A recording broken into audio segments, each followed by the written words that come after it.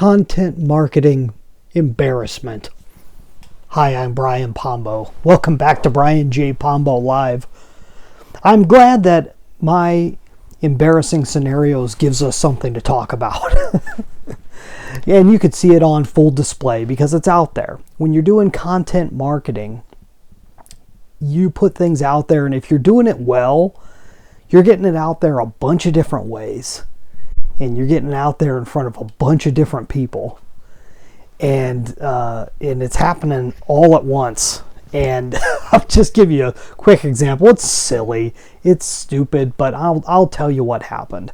What happened was, on our last episode, which you can go back and watch, I mentioned the name of the organization that I had interviewed for a previous podcast, and I couldn't remember exactly how it was said. You know how your mind just blanks in any given moment? So I couldn't remember what the exact wording was of the organization. So I said it a couple different ways, and my whole plan was to go back through and edit out the wrong ones and just leave the right one.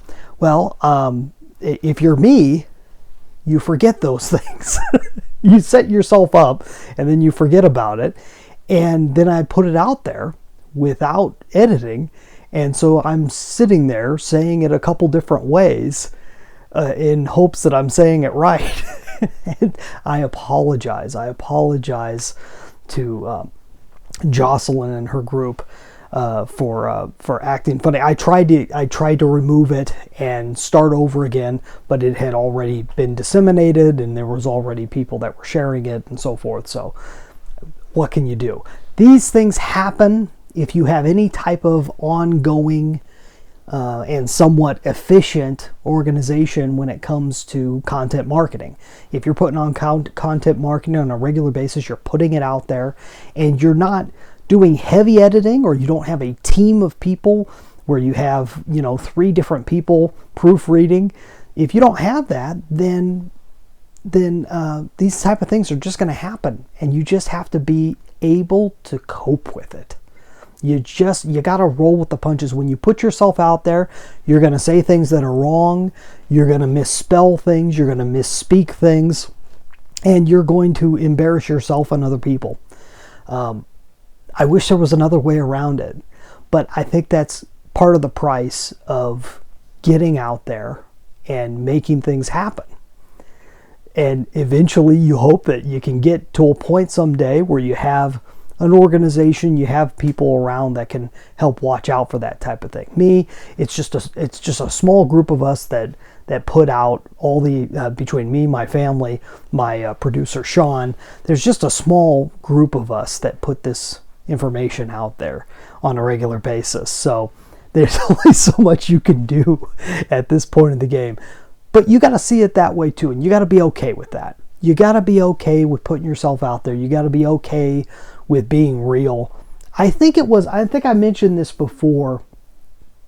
I think it was the radio talk guy, Glenn Beck, I think is the one that said it, where he said, if you're doing something on a regular basis, if you're putting yourself out there on a regular basis, you can't help but be real.